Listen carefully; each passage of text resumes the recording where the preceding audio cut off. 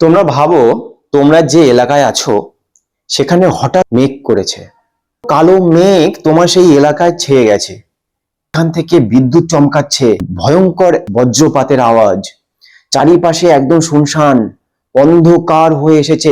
মুষলধারে বৃষ্টির আওয়াজ পাওয়া যাচ্ছে, ঝোড়ো হাওয়া বইছে, সঙ্গে ধুলো বালি উঠছে, ঘর বাড়ির চাল উড়ে চলে যাচ্ছে। শস্য ক্ষেত ছিল, সেই শস্য ক্ষেতের সমস্ত শস্যগুলো মাটিতে নুয়ে গেছে।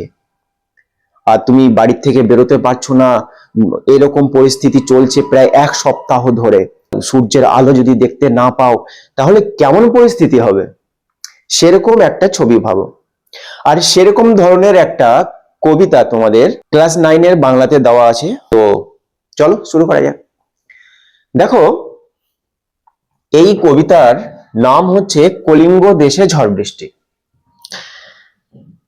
এই কলিঙ্গ দেশ কোনটা আগে আমরা জেনে নেই। কলিঙ্গ দেশ হচ্ছে প্রাচীনকালে, আমরা ইতিহাসেও পড়েছি যে প্রাচীনকালে কলিঙ্গ দেশ মানে এই উড়িষ্যাকেই বোঝানো হয়েছে। প্রথমে দেখো, কলিঙ্গ দেশের ঝড় বৃষ্টি এই অংশটা নেওয়া হয়েছে, সেই উৎসব হলো চণ্ডী মঙ্গল। পুরাণে এরকম চণ্ডী মঙ্গল, মনসা মঙ্গল, এরকম আমরা অনেক নাম শুনেছি। তো সেই চণ্ডী মঙ্গল থেকে নেওয়া হয়েছে। আর এই চণ্ডী মঙ্গলের অপর নাম, মানে এই চণ্ডী মঙ্গলের আরো দুটো নাম আছে। সেই দুটো নাম কি কি? একটা হচ্ছে অভয়া মঙ্গল, আর একটা হচ্ছে অম্বিকা মঙ্গল।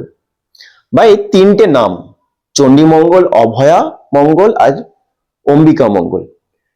এই চণ্ডী মঙ্গলের বিষয়বস্তু কি? বিষয়বস্তু হচ্ছে দেবী চণ্ডীর বা অম্বিকার মহিমা ব্যক্ত করা, মানে ব্যক্ত হয়েছিল।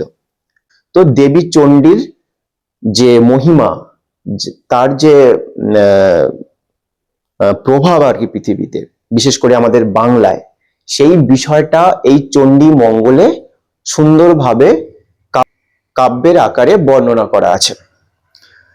তো সেখান থেকেই কিন্তু এই আমাদের পাঠ্যাংশের এই কলিঙ্গ দেশে ঝড় বৃষ্টিটা নেওয়া হয়েছে। এবার এই এর কবি হলো মুকুন্দ চক্রবর্তী। মুকুন্দ চক্রবর্তীর উপাধি হলো কবি কঙ্কন। আর এই কি বিষয় লেখালেখি করতো না, ওই চণ্ডী বা অম্বিকার গান, ওর সম্বন্ধে, ওর মহিমা সবকিছু গানের আকারে প্রকাশ করত বা ছন্দের আকারে প্রকাশ করত। কলিঙ্গ দেশের এই অংশটা নেওয়া হয়েছে চণ্ডী মঙ্গলের আক্ষরিক খণ্ড, সেই খণ্ড থেকে পাঠ্যাংশে এই পার্টিকুলার এই অংশটা নেওয়া হয়েছে।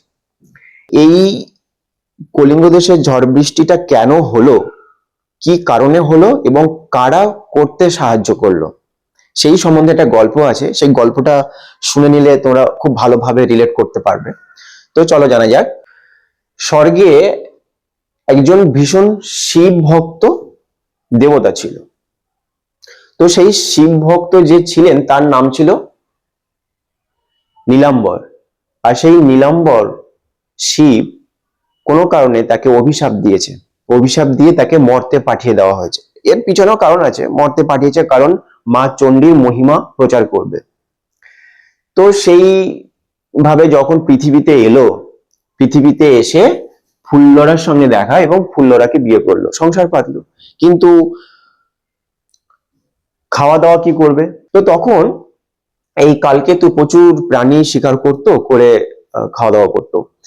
তো প্রাণী জগতের মধ্যে একটা আতঙ্ক সৃষ্টি হলো যে এই কালকেতু আমাদের তো সবাইকে ধ্বংস করে দেবে। এই জন্য সমস্ত প্রাণীরা একসঙ্গে স্বর্গে গেল। স্বর্গে গিয়ে মা চণ্ডীকে জানালো যে এই ব্যাপার, আমরা থাকতে পারছি না কালকেতু অত্যাচারে। তখন মা চণ্ডী ওদের সহায় হলেন এবং বললেন, আমি এর ব্যবস্থা করে দিচ্ছি, তোমাদের আর শিকার করবে না। বলে মা চণ্ডী মর্তে এলো।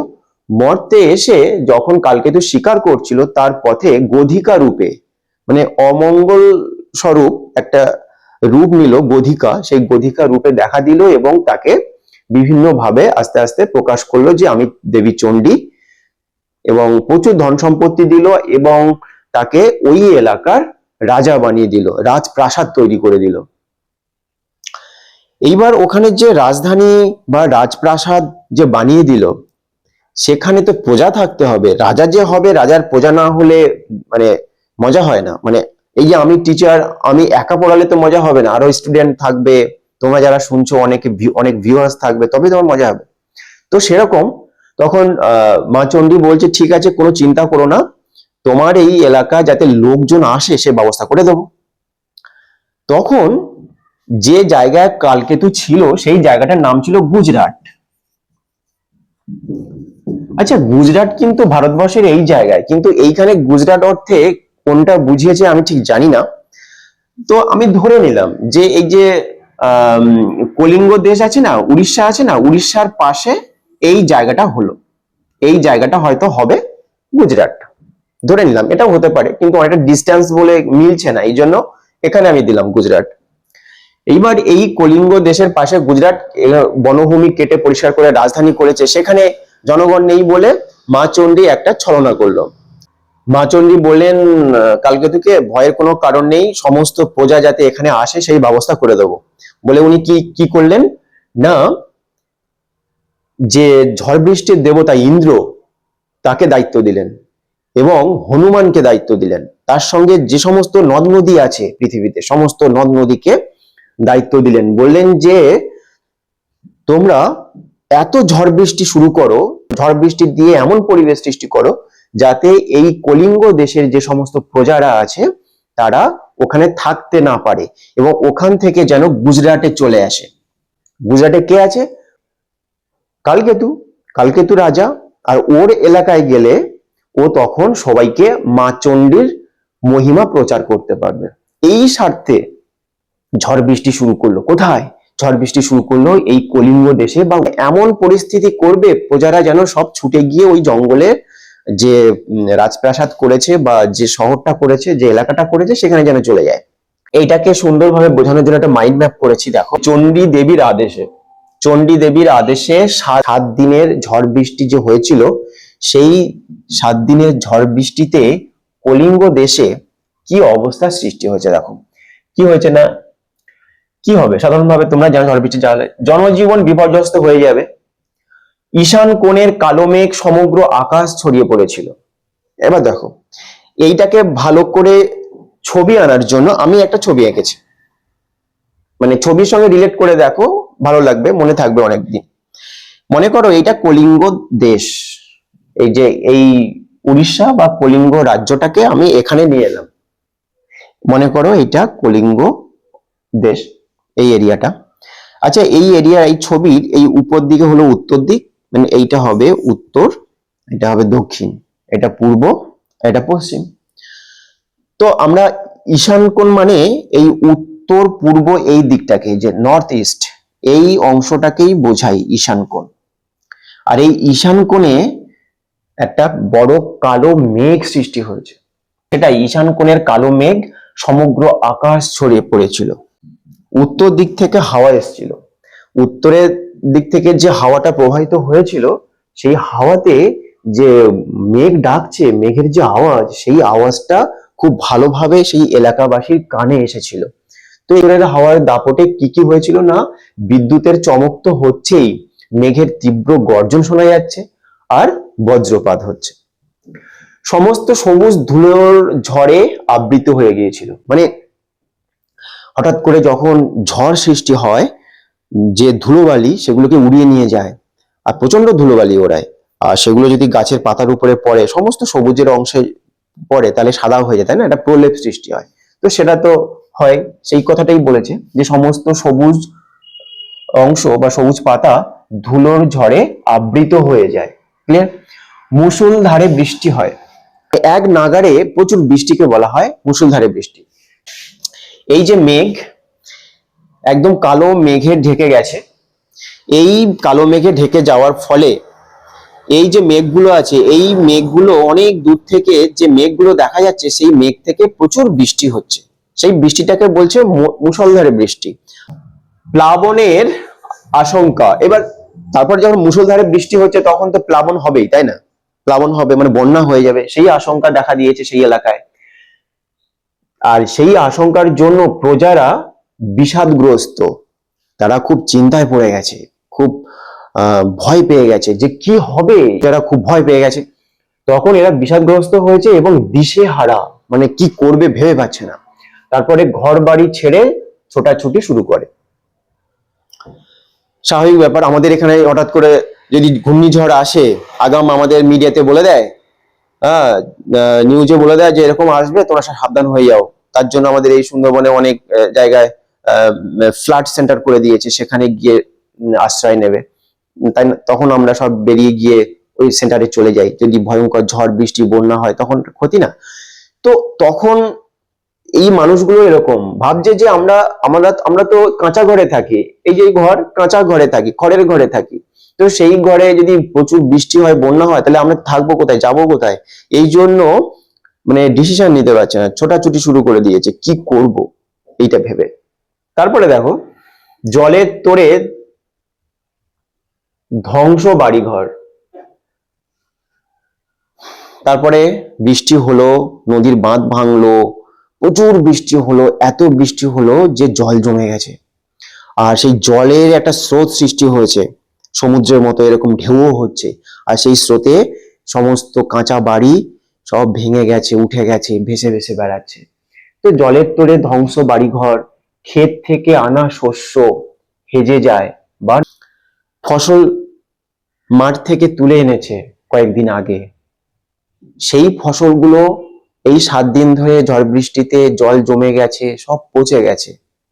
যে সমস্ত জায়গায় প্রাণীরা ছিল তারা কোথায় যাবে? তারা তখন জলে ভেসে বেড়াচ্ছে। বিশেষ করে সাপরা যে গর্তে থাকে সেখান থেকে বেরিয়ে জলে ভেসে ভেসে বেড়াচ্ছে, ঘুরে বেড়াচ্ছে। আর সর্বোপরি প্রজাদের তো অবস্থা খারাপ, ঘর বাড়িগুলো ভেসে ভেসে বেড়াচ্ছে। এই সমস্ত বিষয়গুলো ঘটে, তাই না? এই যে মাইন্ড ম্যাপের মাধ্যমে মোটামুটি বুঝতে পারলাম যে কি হয়েছিল সেখানে কলিঙ্গ দেশে।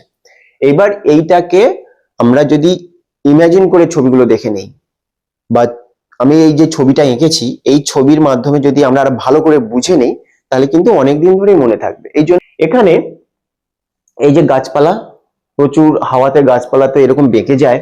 এখানে দেখো গাছপালাগুলো ভেঙে গেছে, শস্য ক্ষেতে যে গাছপালা থাকে বা শস্য ক্ষেত, সেগুলো সব নষ্ট হয়ে যায়, ভেঙে যায়, তাই হয়েছে। আর মানুষজন ছুটে সব বেরিয়ে আসছে ঘর থেকে। প্রচন্ড বন্যার ফলে জল এরকম ঢেউ হচ্ছে, জলের ঢেউ হচ্ছে, মানে থই থই করছে জলে। ঘর বাড়িগুলো সব এই জলের উপরে, এই জলের উপরে ঘর বাড়িগুলো সব ভেসে আছে।